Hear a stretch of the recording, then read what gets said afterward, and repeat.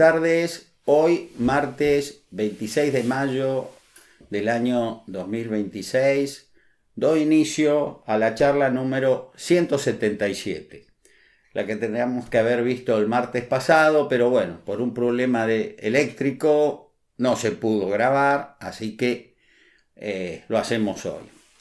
En razón de ese percance, yo tenía planeado llegar con 4 charlas a esta fecha. Se nos redujeron a 3, así que voy a ser bastante sintético para terminar con el tema de las maniobras militares de Curamalal, y luego ya vamos a pasar a la biografía, nuevamente el segundo mandato, que en realidad es el tercero, se los explico, de el teniente general Julio Argentino Roca, que para mí fue el más grande presidente que tuvimos. Creo que yo les he comentado que voy muchas mañanas, casi todas las mañanas, a la Biblioteca Municipal Domingo Faustino Sarmiento de Quilmes, porque estoy buscando una información muy importante sobre algo que vamos a ver el año que viene, lo más probable, sobre un contrato, un suministro de carnes enlatadas y congeladas al Imperio Británico, y que ya les adelanto esas miles y miles de toneladas que les hicieron ganar la guerra a los británicos y a los estadounidenses, por cosas que voy a explicar en su momento, nunca nos lo pagaron. Por eso estoy pensando sacar un anexo al último tomo, al séptimo, que se va a llamar el mayor pagadiós de la historia argentina. Pero más de eso no les voy a decir. Queda el suspenso, 3 puntitos suspensivos. ¿Quién será el asesino? No es el mayordomo. Bueno, estando en la biblioteca, buscando este dato que todavía no he podido encontrar, pero soy tosudo, yo sé que lo voy a encontrar porque yo lo leí hace muchísimos años, cuando papá compraba el diario y lo llevaba a casa. Un dato muy interesante sobre un gran hombre, como fue el teniente general Luis María Campos. No les pido que ustedes recuerden toda su vida, pero él estuvo peleando la guerra del Paraguay, allá fue herido, vino a Buenos Aires, pero apenas que se curó, digamos, en vez de volver al frente paraguayo, lo enviaron al interior del país a luchar contra las montoneras de Felipe Varela. En el combate de San Ignacio, el 1 de abril de 1867, obtuve un dato que yo no sabía. En medio del entrevero, un balazo le cortó las riendas y el fogonazo del arma que le dispararon le quemó la cara, dejándolo momentáneamente ciego. Un soldado correntino, que estaba muy cerca de él, llamado Ciriaco Rojas, lo socorrió en tan duro trance, y cuando lo pudo poner a salvo, con la gracia que tiene la gente de esa provincia, una provincia muy, muy querida, ¿no? que tengo el placer de conocer, le dijo: «Che, comandante, me debes la vida. Ni ay le dejé decir al colorado que te pegó el tiro». Campos, agradecido a lo que había hecho este soldado correntino, Ciriaco Rojas, lo abrazó con gran cariño y nunca se olvidó de este hombre. Como yo ya les expresé, el teniente general Luis María Campos falleció el 15 de octubre de 1907. Entre las personalidades que acompañaron el cortejo fúnebre, llevando una manija frontal del féretro, caminaba orgulloso su fiel amigo, el suboficial Ciriaco Rojas, aquel abnegado soldado que le había salvado la vida 40 años antes en la batalla de San Ignacio. Rojas lucía orgulloso en su pecho todas las condecoraciones que había obtenido en su carrera militar el teniente general Luis María Campos. Y por especial encargo de su familia, que lo consideraba uno de ellos, le pidieron que quién mejor que él luciera las medallas del teniente general Luis María Campos. Me pareció una historia muy emotiva, muy simpática, espero que así ustedes lo tomen, y que yo ignoraba. Por eso, si bien todavía no he encontrado lo que estoy buscando, espero hacerlo, ya se los voy a explicar, sobre el mayor pagadiós de la historia argentina, que es de la década del 40, ¿no? Estamos del siglo XX. Me ha parecido esta anécdota sobre este hombre, sobre que llevó las condecoraciones del teniente general Luis María Campos el día de su entierro, algo muy, muy simpático que decir. Bueno, se celebró el 25 de mayo, con asistencia de grandes autoridades militares, el Día de la Patria, y les aseguro que, por lo que he leído, bajo un frío glacial, ¿no? Hoy, no tengo por qué ocultarlo, es domingo 24 de mayo, y acá está destemplado, la verdad que estamos pasando unos días feos, ¿no?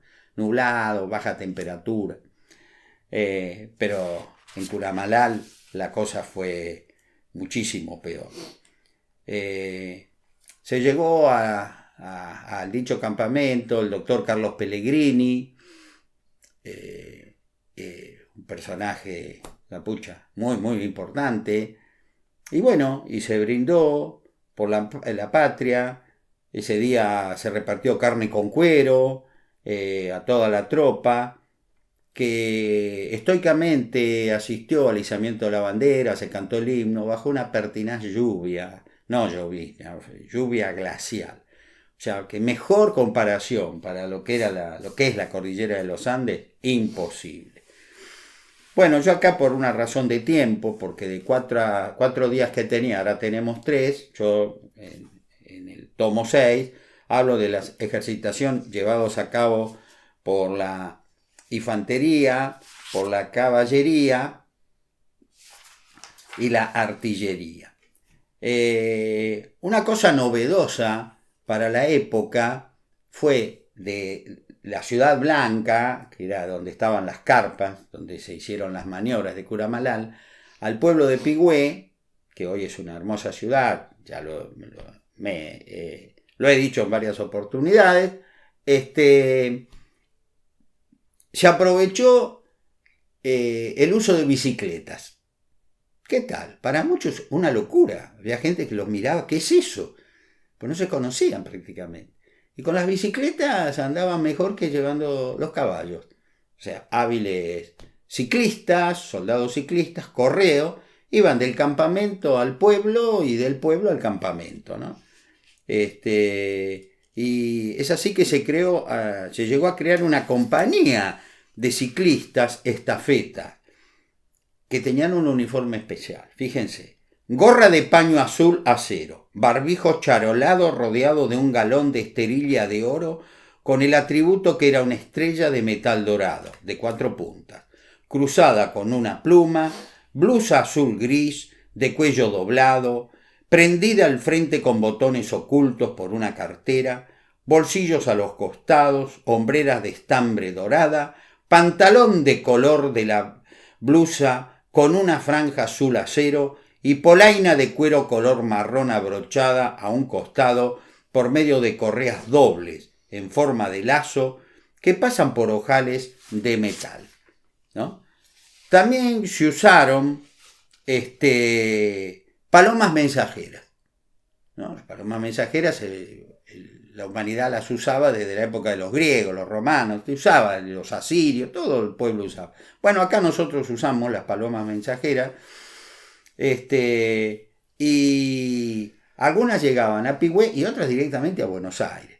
Fíjense una nota firmada por el general Luis María Campos, en ese entonces era general de brigada, que publicó el diario La Tribuna. Buenos Aires, a las 8 de la mañana del día 16 de mayo. Ha entrado en el palomar del señor Don George Jerry, Avenida de Mayo 1357, una paloma mensajera que fue soltada en el campamento de Curamalal ayer a las 8:30 de la mañana. No señalamos el caso por la rapidez de la comunicación, sino para hacer notar el feliz éxito con que se va incorporando a los usos del ejército esos servicios de correos alados, tan útiles en tiempos de guerra, sobre todo para las plazas sitiadas y para las fuerzas aisladas por el enemigo. La paloma que nos referimos ha traído un parte para el señor ministro de Guerra, de María Campos, que dice así: Curamalal, mayo 15 a las 8:30. Cumplo con el deber de dar cuenta al señor ministro de Guerra de que no hay novedad en la división a mi mando.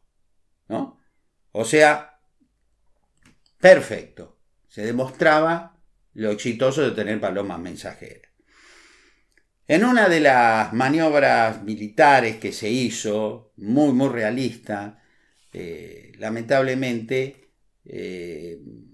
va a morir un oficial, el capitán Pedro Cardoso. El miércoles 29 de abril de 1896, aproximadamente una hora después del rancho, o sea, después de comer, en varias oportunidades se realizaron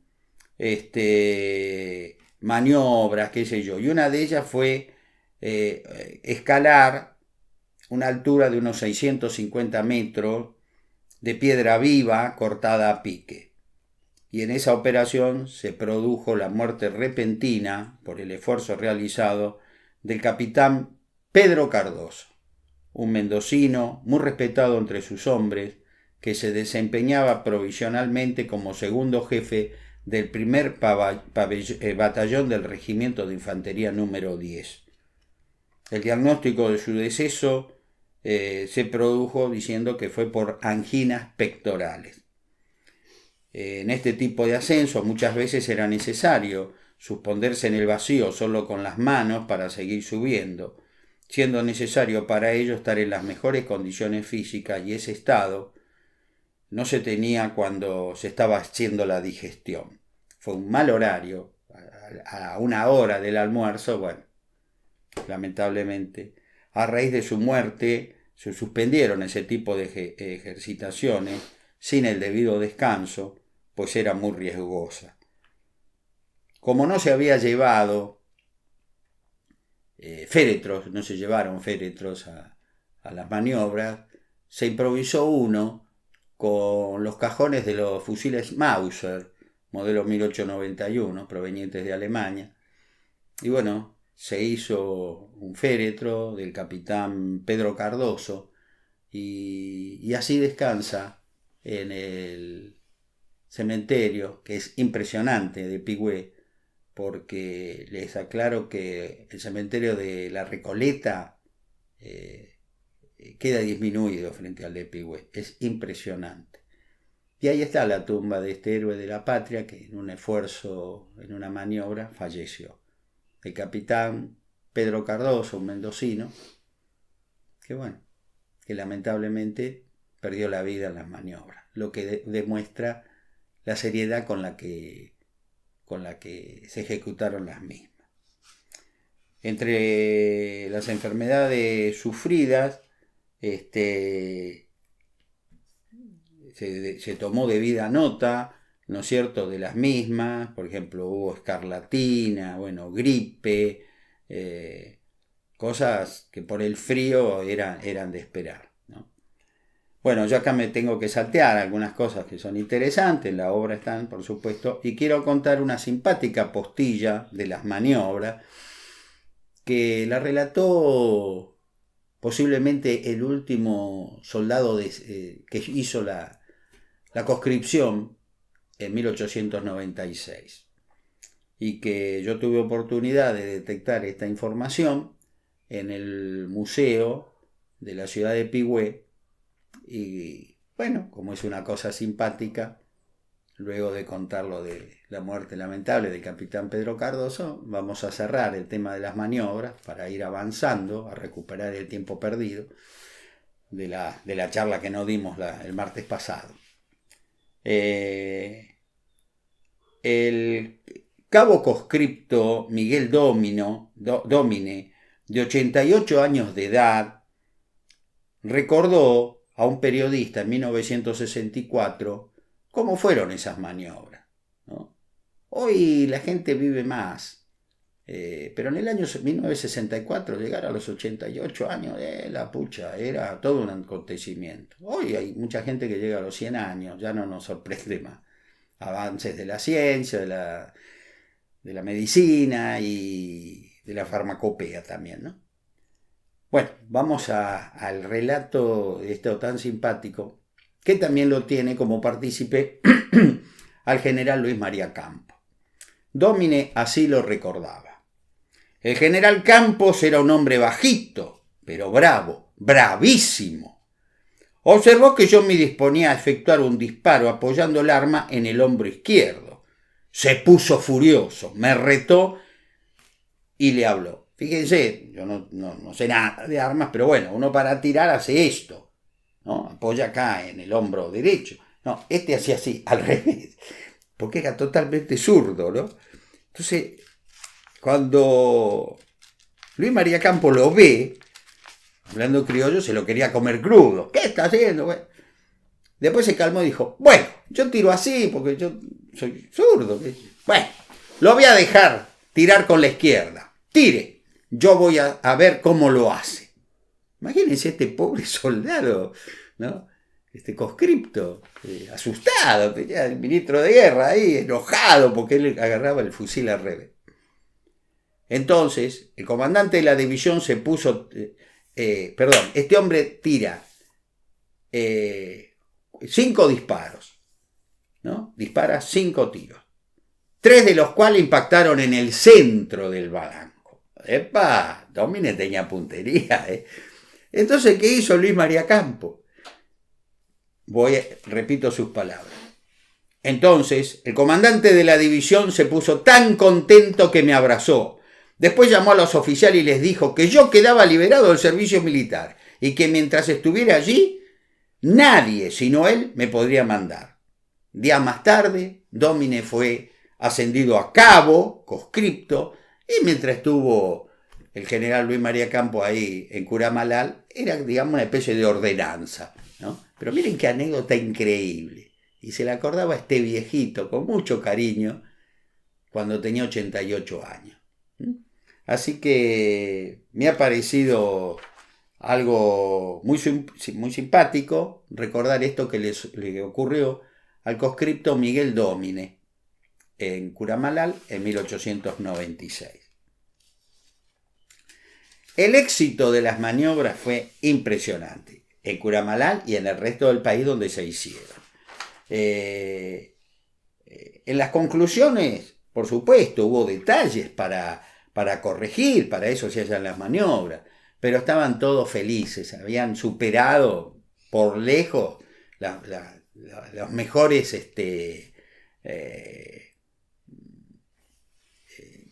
no me sale la palabra, las mejores predicciones, ¿no? Anda todo bien, no, anduvo todo excelente. Así que cuando terminaron las mismas, verdaderamente acá en Buenos Aires se los recibió verdaderamente como héroes, como si hubieran ido a una guerra, y los soldados que habían hecho la primera conscripción, digamos, ¿no?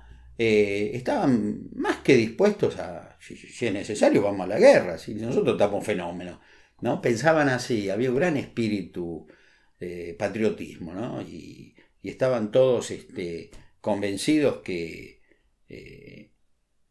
si la guerra con Chile llegaba, seguramente íbamos a tener un buen resultado.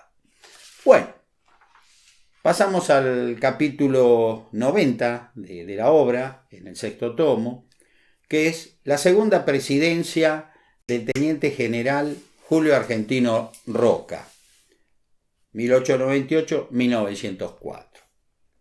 La grave situación que atravesábamos al asumir la presidencia de la nación. A mediados de 1898, pese a lo exitosas que fueron las maniobras, la cuestión con Chile no disminuía. ¿Qué lo motivaba a Chile a seguir empeñado? Gran Bretaña. Gran Bretaña, tras el telón, movía los hilos, porque estaba buscando una conflagración entre dos países que nacieron hermanos, en dos países que, como bien lo dice la historia, fueron liberados por el genio del más grande militar de la Guerra de la Independencia, que fue el general José de San Martín, el que cruzó los Andes con el ejército de los Andes, la cordillera con el ejército de los Andes, la fuerza militar argentina que liberó Chile, que venció en Chacabuco, que fue derrotado en Cancha Rayada, pero logró la magnífica victoria de Maipú, que es para mí la victoria patriota que define la Guerra de la Independencia. Fue como una bisagra. A partir de ese momento, chao. Los españoles habían perdido la partida. Hubo un detalle que lamentablemente no se recuerda. En esa época, digamos, para denominarlo, para que ustedes me entiendan, el Partido Conservador, por medio de trampa, vamos a ser honestos, elegía a su candidato, y ese candidato iba a ser el presidente de la nación. Y digamos, por sus trabajos, por su actuación, qué sé yo, le tocaba en turno ser presidente de la nación al doctor Bernardo de Irigoyen. Y todo el mundo decía, bueno, ahora le toca a Bernardo, ¿no?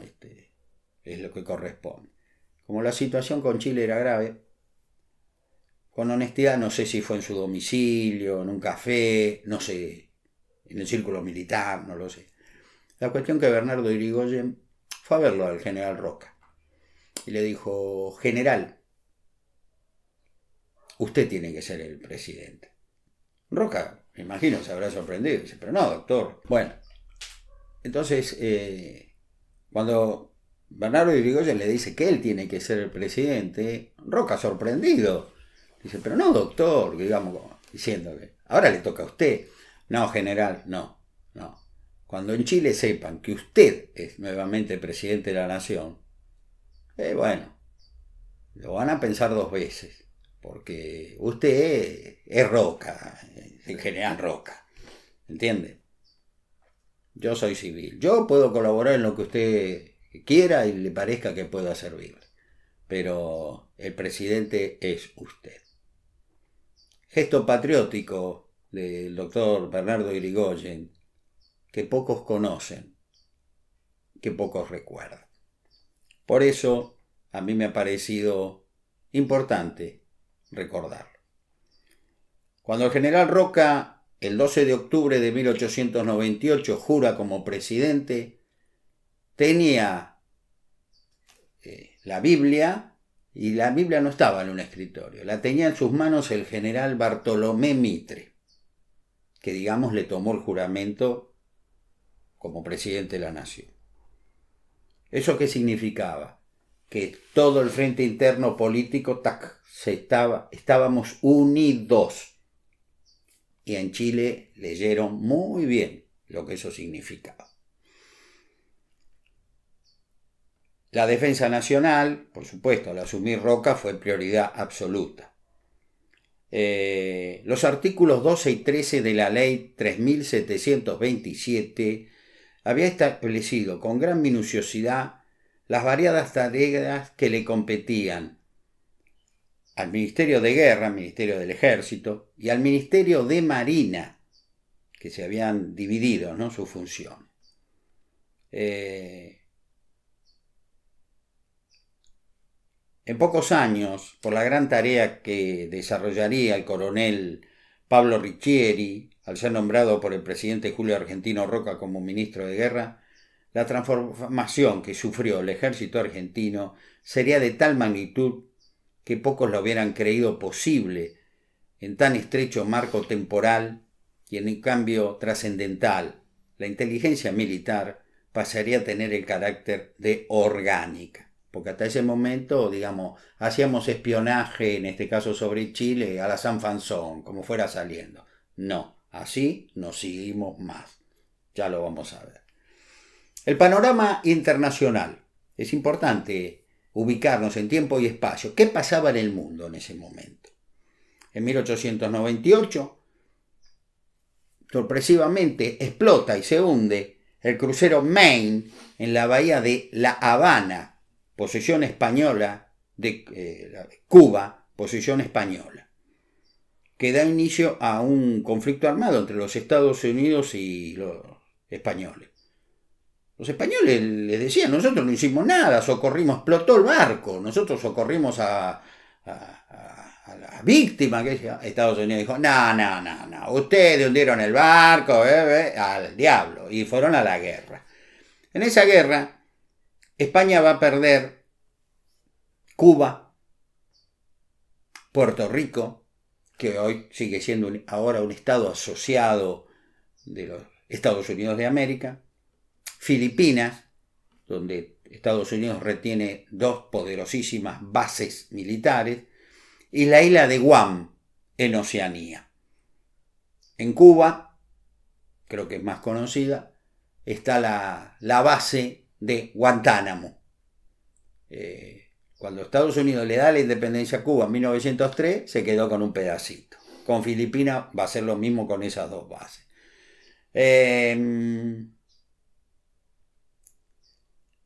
La explosión del Maine, yo al menos creo que fue provocada para entrar en guerra. España de esa manera perdió las últimas posesiones, las últimas colonias, digamos, que tenía en América desde 1492. Y España hoy no tiene un milímetro cuadrado de territorio en nuestro continente. Pero sí lo tienen varias potencias extracontinentales. Gran Bretaña, que además de la usurpación de Malvinas tiene varias pequeñas islas en las Antillas, Francia y Holanda.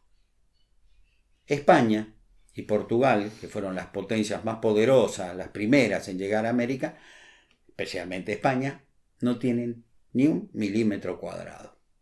Curioso, ¿no? Pero bueno.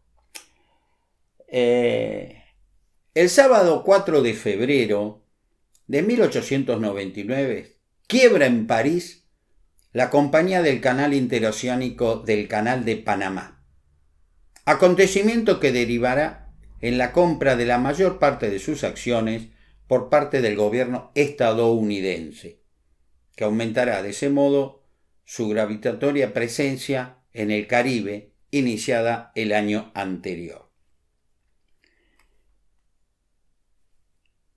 ¿Por qué quebró el Canal de Panamá? Por la cantidad de muertes que provocaban, no se sabía todavía por qué, la picadura del mosquito Anófeles a los trabajadores. Murieron tantos que, aterrorizados, no sabían por qué, morían de las fiebres, la gente no quiso trabajar más. Las acciones de la Compañía del Canal Interoceánico de Panamá valían nada. En el léxico normal diríamos, eran chaucho y palito. Por ejemplo, uno tenía 1000 acciones, un francés, un español, un portugués, un mexicano, quizás algún argentino, y valían, antes de que quebrara la compañía, pongámosle $1000. Pero venían gente, banqueros enviados por banqueros estadounidenses, y lo que antes valía $1000 ellos lo compraban en $10. ¿Y para qué lo compraban? Si el canal hoy no se puede hacer, mañana vamos a averiguar qué produce estas fiebres mortales, y ahí va a ser otra historia, como lo fue. En 1899, que se produjo esto, en La Haya, Holanda, se realiza la primera Conferencia Internacional de la Paz, que resulta lo más importante en el orden diplomático desde el Congreso de Viena de 1815.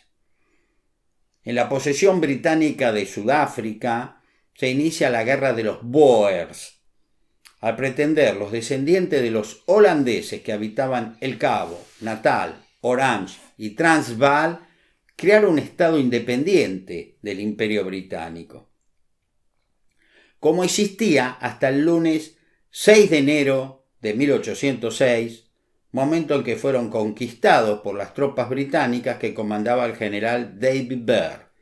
En esa oportunidad, las tropas británicas tenían a un comodoro de la Armada británica llamado Sir John Popham y a un general de 36 años, nacido en Irlanda, llamado Guillermo Carr Beresford. No sé si les recuerda algo esta gente, ¿no? Porque después de conquistar la colonia holandesa de Sudáfrica y no teniendo nada que hacer y aburridos, enterados de que estaba un tesoro en Buenos Aires, se nos vinieron al humo, como se decía en esa época, y generaron la primera invasión británica a Buenos Aires, la segunda al Río de la Plata. Porque la primera, les recuerdo, mis queridos amigos, fue derrotada frente a Colonia de Sacramento, actual República Oriental del Uruguay, el 6 de enero de 1763, cuando fue hundido el barco, el monstruoso barco de 64 cañones de bronce, llamado Lord Clive, y donde murió su comandante, el almirante británico John McNamara. De eso hablamos allá lejos y hace tiempo, primer tomo, pero la historia va y viene, a mí me gusta refrescar los conocimientos. Año 1900. Continúa el conflicto en territorio sudafricano. Los Boers fueron muy valientes, les pelearon con lo que pudieron a los británicos. Y las Fuerzas Armadas británicas, con mejor armamento y más cantidad de tropa, se fueron imponiendo en una guerra donde verdaderamente emplearon métodos muy crueles los británicos. Siempre, según las películas que estamos acostumbrados a ver de los hijos de la orgullosa Albión, del ejército y la armada británica, ellos son unos gentlemen. Eso es Hollywood, nada más. Eso es una película, son películas.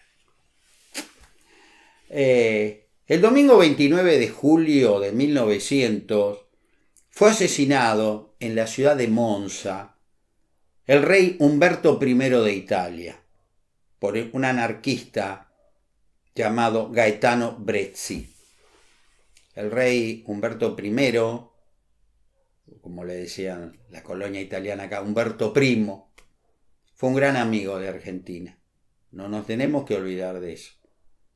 Hace años, en mi ciudad natal, un grupo de desinformados, yo cariñosamente, o no sé si cariñosamente le digo San Pastorta, dijeron que tenemos que tener una calle con el nombre de un rey de Italia. Ay, Dios mío, si ustedes supieran todo lo que le debemos al rey Humberto I. En fin, la calle por suerte no fue removida, el nombre no se mantuvo y se tiene que mantener, porque un pueblo que olvida a quienes fueron sus amigos, verdaderamente como si fuera una nave que está sin timón, navega al garete. Y yo no deseo eso para mi patria. Yo creo que nos tenemos que acordar de lo bueno y de lo malo.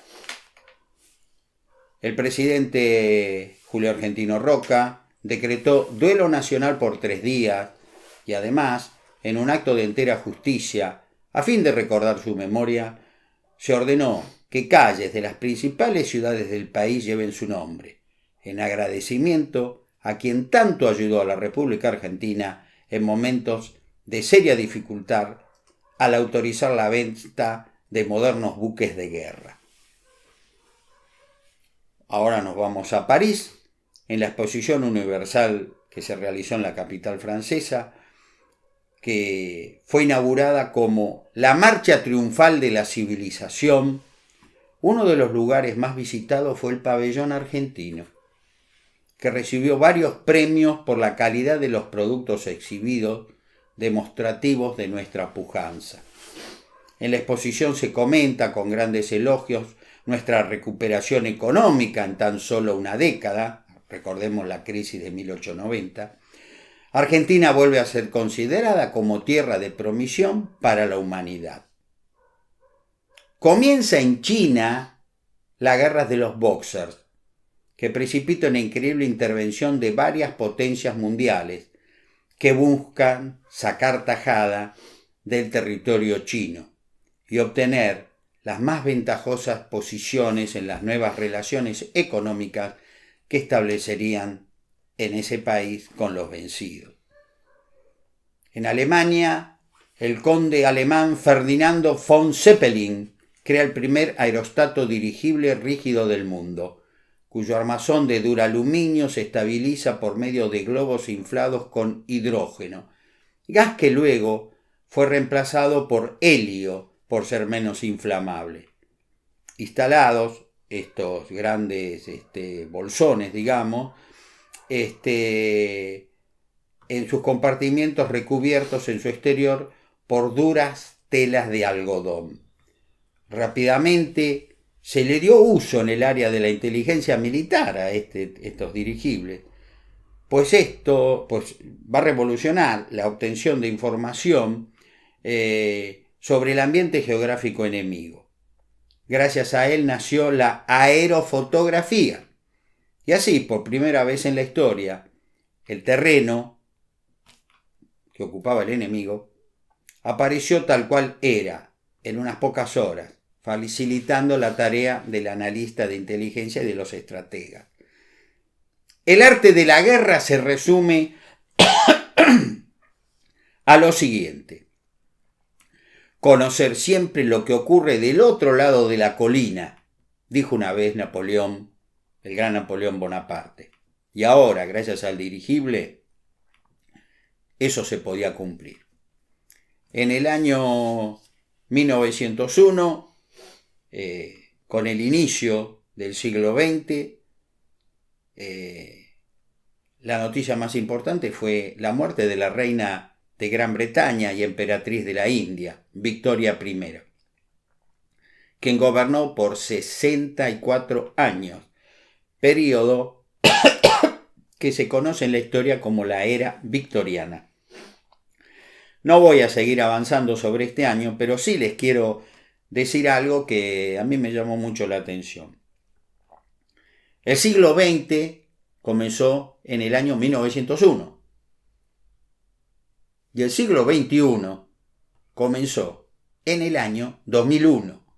Sin embargo, muchísimos de ustedes recordarán que en el año 2000 tiramos la casa por la ventana. Llegamos al 2000, el nuevo siglo, qué sé yo. Es mentira. Despedíamos al siglo XX en el 2000, porque, como todos los siglos, tienen 100 años. Y el siglo XX también tuvo 100 años.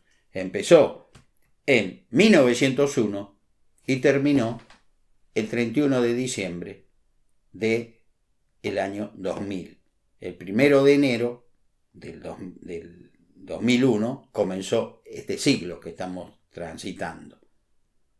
Yo lo quería hacer notar porque verdaderamente hicimos una fiesta mundial con un error. El siglo XX terminó el 31 de diciembre del 2000 y el siglo XXI comenzó el 1 de enero del 2001. Mis queridos amigos, si Dios quiere, nos encontramos el próximo martes. El martes 2 de junio, ya estamos en las puertas del Mundial. Vamos a tener que apurar bastante porque no sé si las dos últimas charlas o una charla y media van a estar referidas al fútbol. ¿Pero qué tenemos que ver con el fútbol? Piano piano se va lontano, dicen los italianos, ¿no? Van a ver que tiene mucho que ver. Y tiene mucho que ver, voy a comenzar esas charlas futbolísticas con la querida historia del club de mi cariño, del cual soy simpatizante, de mis amores, el glorioso Argentino de Quilmes. Tengan ustedes muy buenas tardes. Nos vemos el martes que viene.